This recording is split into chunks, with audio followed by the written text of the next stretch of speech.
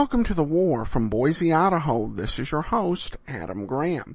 If you have a comment, send it to me, box13@greatdetectives.net.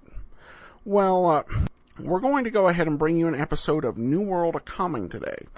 I should caution in advance that while this doesn't have any thing we haven't heard before, it is probably a bit more intense than many of our previous episodes. And the language isn't more coarse in terms of different words used, but there's probably more of it. So just a caution for listeners concerned about that.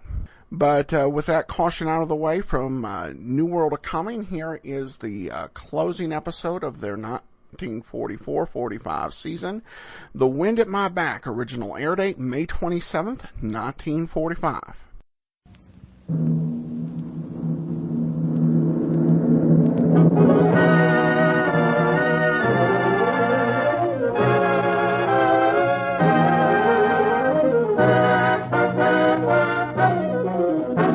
With the sweep and fury of the resurrection, there's a new world a-coming.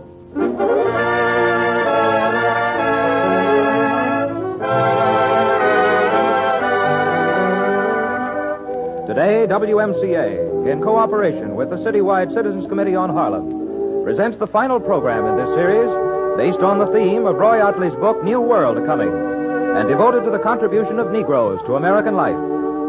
Our story today stars Canada Lee and Juano Hernandez in The Wind at My Back, written by John Farley, produced and directed by Mitchell Grayson.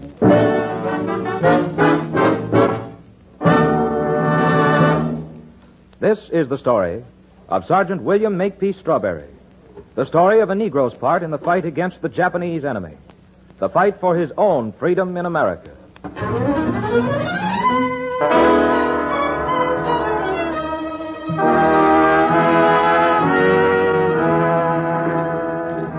The time, May 1945. The place, Wewak, on the island of New Guinea, some 100-odd miles north of Australia.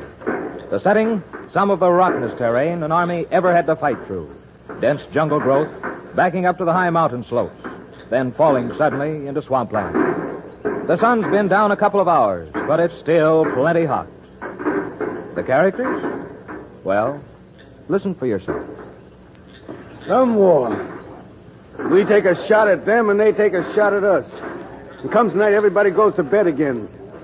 We ought to go up and clean them out ourselves, Willie. You better quiet down, Sarpy. One of the boys going to fling a shoe at you yet. Oh, we need some life around here. When they going to send us in, Willie?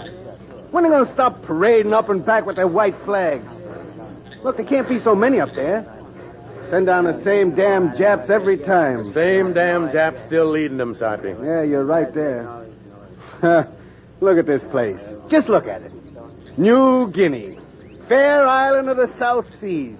Yeah. Come to Wewak, city of romance, and lose your heart under its beautiful skies. Come see its lush flora and its fauna gallivanting over hill and dale. Yeah. And be outnumbered by its darling mosquitoes 8 million to 1. Yeah, Wewak, my old hometown. Ha, ha, ha. Better be quiet, Sarpy. Better take care. Yeah, Soppy, before somebody raises a nice lump alongside of one of your big ears. Quiet down. Shut up, Tex. There's plenty of time for sleeping. Well, then let's have some of it, will you? Hey, how about it, Willie? How many Japs up there? Plenty. 100? Maybe more. And why in Pete don't they try to break out? Maybe they're afraid. Maybe they don't know there's only 20 of us down here. Yeah, maybe. Hey, Willie. Look, you're a smart guy. What is this all about? What's what all about? I mean this. Why'd they stick us out here in the middle of nowhere? What's New Guinea got that we want so bad? Hey, you got me. I don't know. Then why don't we lay them out of here quick while we're getting us good? Why, those little Japs must outnumber us 3 to 1. We're going to stay here till they pick us off one by one? Orders are orders, Sarpy. Sure. But what are our orders? Does anybody know? Do you know? Do I? Do any of the boys know? Nuts. What am I complaining to you? You're in the same boat as I am. I'm telling you, Willie. Look, if something doesn't break soon, jumping jelly beans. But I wish I was back in old M.O. M.O. What's that? Missouri. M.O., that's where I'm from. Where you from, Willie? Harlem. Harlem? You mean Harlem, New York City? I didn't ever know there was two Harlems. Well, say, that's all right. How long you lived there? About 3 years. Came up from Raleigh, North Carolina in 42. You born in Raleigh? Uh-huh. Grew up there. Grew up fast, too. Yeah? What'd you do in Raleigh? Worked in the tobacco fields. Ah, you're kidding. No, I ain't. When I was 10. I didn't make so much, but when you're poor, every little bit helps. Yeah, it sure does. I met good people out in the fields. Gave me things. Yeah. Talked to me about how fine it was for black folks up north. Yeah. I remember it plain. Susan Collier. An old Jefferson Story. Jefferson Story? Yeah. Oh, there's a real name. Old Jeff Story. Yeah. He was a real kind of man, too. Sometimes he'd take me around back of the drying sheds and we'd find a cool place to sit. He'd give me some of his lunch. We'd sit there in the shade just talking about whatever came into our heads.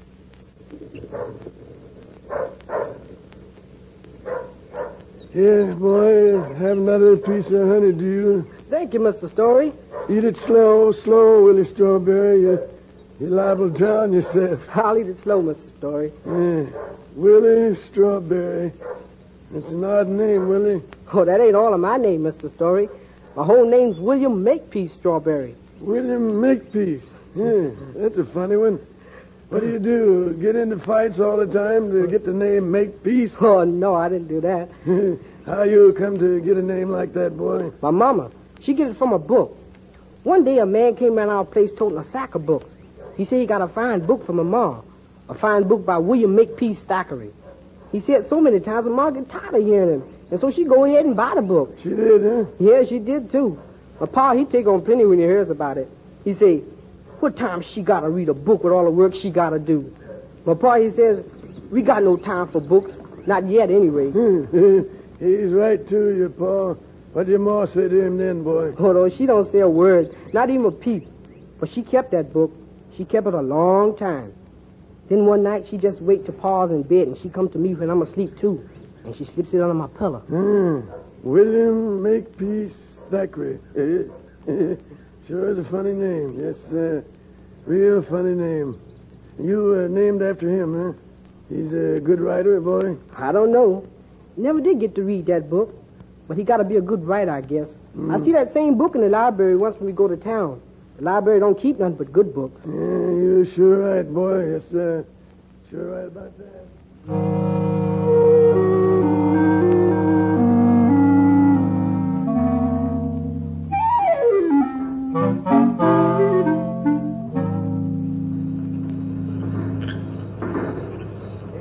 Honeydew sure sounds good. Say, if I ever saw one right now, I'd... Yeah, sure was good. Hey, look, how about Harlem, Willie? Is it really as big as they say? Harlem? Little place. Real small. They sure crowd a lot of people in there. Live in old fire traps with cracked walls, leaky roofs. Yeah. Sometimes live 6 in a room and pay high for the living. 6 in one room? Oh, you're kidding. No, I ain't. 6 in one room. Sometimes 3 and 4 little kids in one bed. No. That's bad. Well, how come they don't move out, huh? Why don't they go out in the country and live? Harlem ain't Missouri, Sharpie. I'll say it ain't. It don't sound like much of a place to me. Look, where'd you live, Willie? Some folks take you in? No, I got a place. Took a room by myself. Nice? No. Rain come in the roof. Floor was most times damp and cold. Old kind of a lamp hung down from the ceiling because the light bulb was smashed. I think I'll never forget the first time I walked into that room. Had my old suitcase under one arm, big pile of books under the other. Old man Weston, the landlord, was right behind. Just drop your stuff in the middle of the floor, son. Won't do you no harm. Hey, read all those books? Some. Geez, pretty dark in here. I'll get you a new bulb. Yeah, I'll need that light. Roof leak? Most of them do, boy. This one ain't so bad as others. Not a very good bed. I could put my books over there. Hey, where do I wash up? There's a closet down the hall. Any place to hang my clothes? A couple of nails over there behind the door. I'll bring up some hangers later. Yeah. Gee, it's cold in here. Well, if you ain't going to take it, suppose we just forget about I'll it. take it. Here you are. $5, $6, $7. $8.50, boy, $8.50. The ad in the paper said 7. Not this room. $8.50. Well, I ain't got all day, son. I'll take it. 50, 75, 8.50. I'll get you a new bulb. Oh, another thing. Better hide it away when you go out. Things disappear around here. Boy, that guy was a killer, wasn't he? I bet $10 you didn't stay in that old place long. I stayed 2 years. Then the Army looked me up and said, Willie Strawberry, son, we need you bad. Come down and take the oath. Can't win the war until you... Hey, what's up? Listen a minute. Sounds like planes. Yeah. Jumping jelly beans. Did you ever see it to fail? Shut up a minute, Soppy, and listen. Could be some hours, you know. Could be, but it... Shut up, Sarpy. How about it, Tex? Going away again. Going south. Yeah, that's what I thought. Something else, though, Willie. Now what? Listen to that gunfire a minute. A lot of crazy Japs shooting at nothing. Maybe so, but they're getting closer. Listen off that way. Ain't nothing new that I can hear. You know what I think, Tex? I think you're getting the jungle jitters. Yeah, maybe you ought to go lie down somewhere. Sarpy. Sarpy, did you get hit? No, what do you suppose got into those? Sarpy, you okay? Sarpy, get down, Tex, before those Japs plug you, too. Those guys are suicide nuts. I don't get it, Willie. Why didn't we hit him coming down? We were too busy telling each other what a dull war it's been. Bury it, Tex.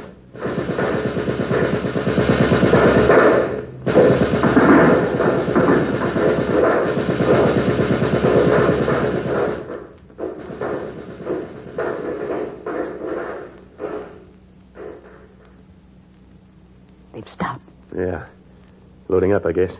How about that radio, Tex? Think you could get it going? Maybe if I could get up there. Wonder why the guys are so quiet. Yeah. Sam! You Sam! Crazy fools. Why don't they answer? Think they Sam! You think they got them all? I ain't thinking at all, Tex. That was quite a load of lead they threw. Want me to go up and see? No. No. You ain't going to be no clay pigeon, Tex. They'll pick you off before you get 10 yards out. No, you stay here. We're going to hold them off as long as we got bullets.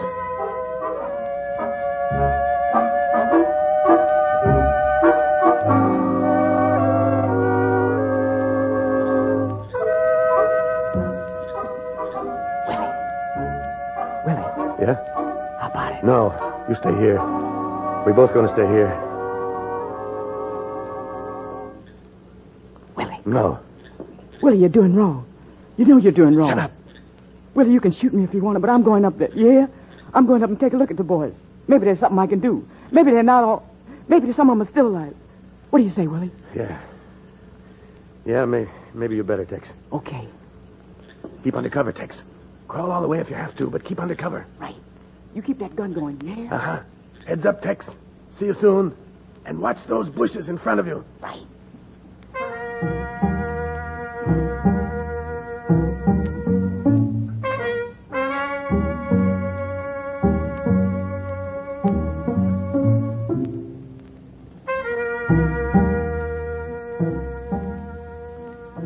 What's keeping that guy?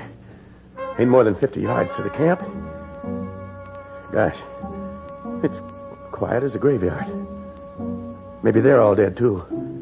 Maybe we got all those Japs up there. Tex! Tex! They got him! They got him, sure as I'm a stuck pig! Tex! Can you hear me, Tex? Tex, answer me! Willie, stay back! Stay back! I'm okay, yeah, Willie! Tex! Tex, answer me! Tex, you fool! I told you to stand under cover! I told you! Come on! Come and get me! Come in closer. Yeah, that's it. Closer. Yeah. You're going to pick me off like I was fat chicken, huh? Going to turn me into worm bait like all the rest. Yeah? Maybe you are and maybe you're not. Just let me get this gun up. No. Yeah? Maybe you are, maybe you're not. Yeah, that's it. Run! Run! Maybe you get away. Sure, maybe you can and maybe you can't. Yeah!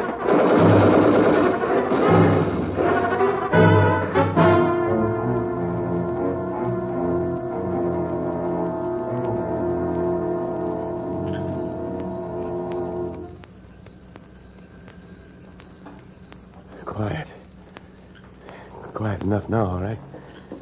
Yeah. They're quiet now. Tex. Where are you, Tex? I can't see in this. That's you, Tex? My God. Tex is dead.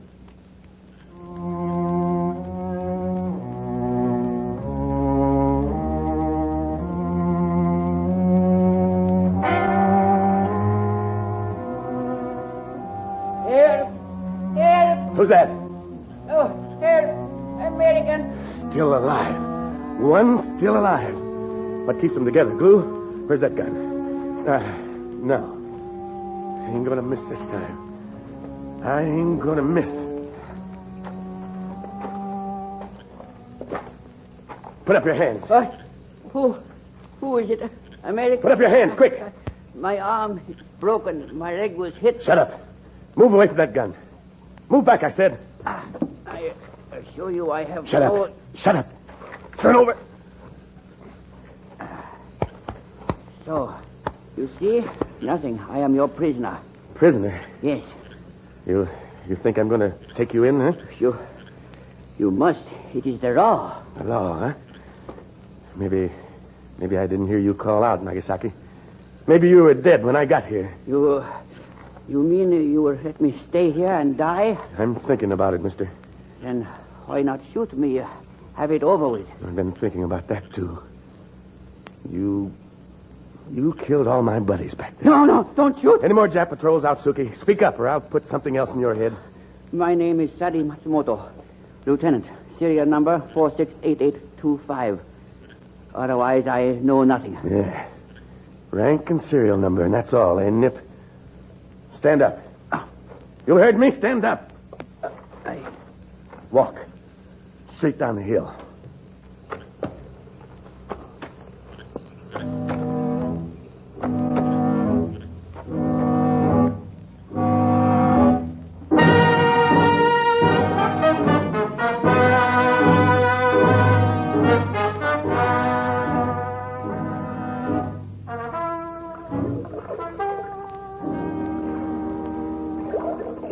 Oh, it is no use, American. I cannot go on. Sit down.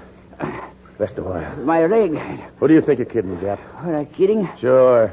The bullet only nicked you. But my arm... Shut up, Nip. Stop your belly aching. You're going back if I have to drag you. Yes. May I have a drink, American? Drink? Yeah, go ahead. But try any of your tricks and there'll be a body floating out there in the morning.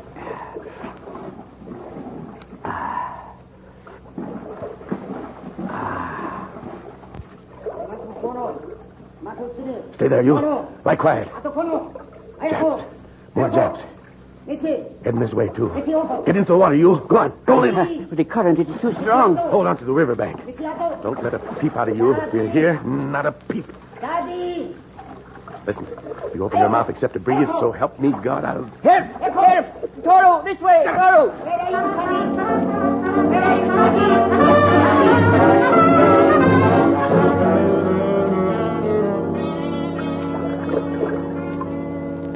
But I tell you, Miyazaki, it was Matsumoto's voice. I hear it plainly. You always hear things, Toro, and always no one is there.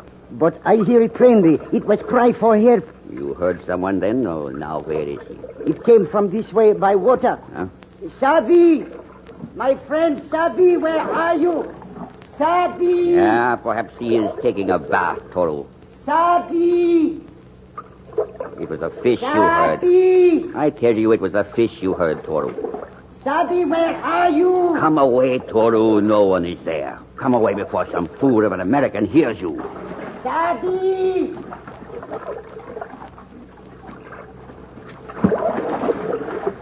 Man, that was real close. Another 10 seconds. Yeah, gone, all right. Okay, Nagasaki. Get your head out of the water and let's get going. Hey, Nip. Come on, soldier. Snap out of it. Hey. Hey. Dead. You fool. Damn fool.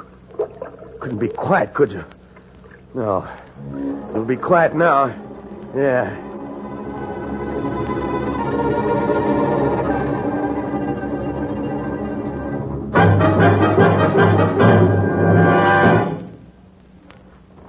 The whole lot of you? The whole outfit? All of us, sir. All except you? Yes, sir. How come they didn't get you, too? I don't know, sir. They sure had me pegged down. Get any prisoners? Prisoners, sir? That's what I said. No, sir. Couldn't you capture at least one of those? I had no prisoners, sir. I see. No prisoners. Well, I suppose you'll want to be assigned to a new platoon. Let me see now. Tell you what, Strawberry. Why don't you hit the sack for a couple of hours till I find out where you can do the most good? Thank you, sir. I could do with some sleep. I imagine you could. Here. Go out this way. Thank you, sir. One man back out of 20. They might just as well have been rabbits. Well, can't win the war just by thinking. Johnson. Oh, Johnson. Yes, sir. Bring in your folder on new assignments. Yes, sir. And Johnson, bring your notebook along. I want to recommend Sergeant William... wait a minute now. I get the name right. Yes. William M. Strawberry. I want to recommend him for promotion to staff sergeant. Yes, sir. William M. Strawberry. Wonder what the M stands for.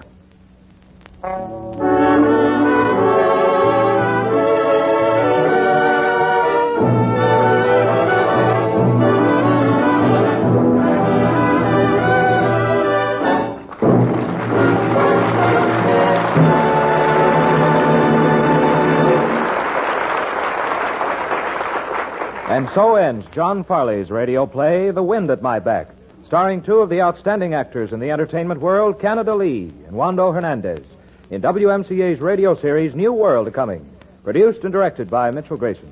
Today's program was the final broadcast for this season, and at this time, we wish to present the co-chairman of the Citywide Citizens Committee on Harlem, co-sponsors of this series. Ladies and gentlemen, Assemblyman William T. Andrews. Friends of our radio audience, William Makepeace Strawberry, hero of the story you have just heard, an American Negro fighting against fascist enemy in the Pacific, is like hundreds of thousands of other Americans, white and Negro, who are ready to give their lives to preserve democracy and peace, and destroy fascism and evil throughout the world. Negroes are a part of America, and America is a part of the world. We are not divided, neither as a people nor as a nation. These programs of the New World Coming have dramatized that fact, forcibly, dynamically, and truthfully. On behalf of the Citywide Citizens Committee, under whose auspices these series have been given, I wish to express thanks and appreciation to Mr. and Mrs. Nathan Strauss and to the station WMCA for sponsoring these broadcasts. We wish also to thank Canada Lee and Mitchell Grayson, producer and director of these series, all those who have contributed and participated in making the series a success. You know, they have won 7 national awards for outstanding public service. The Citywide Citizens Committee, under the leadership of Algernon D. Black and others, in the nearly 4 years of its existence, has done much to reduce the prejudices and injustices towards Negroes in the city of New York. The committee endeavors to bring to the public information concerning conditions and causes of prejudice and injustice to Negroes and to acquaint responsible individuals and groups, governmental and non-governmental, agencies, organizations, institutions, unions, as well as the people themselves, with the information and the proposals which the committee deems necessary to carrying out the constructive program to ameliorate and eliminate undemocratic principles. One means of doing this is by conducting each year a citywide Harlem Week. Today begins our 4th Harlem Week. It will continue through June 2nd. During this week, there will be public meetings, private conferences with city officials as well as radio broadcasts and reports to the press stressing needs in the field of health, housing, employment, education and recreation, crime and delinquency, and consumer problems. The first public meeting will be held tomorrow night at Town Hall, at which the Honorable Irving M. Ives, who led the fight for passage of the Ives-Quinn Fair Employment Practice Law in the state, will be the principal speaker. Thank you, Mr. Andrews. Next fall, a new and even bigger program called New World A Coming will return to the air. Your announcer, George Willard. This is America's leading independent station. That will do it for today. If you have a comment, email me, box13@greatdetectives.net. I welcome your story or that of loved ones who served during World War II. Ken Curlin provides our opening theme music, kencurlin.com. I am your host, Adam Graham. This series is provided as a service of the Great Detectives of Old Time Radio, greatdetectives.net.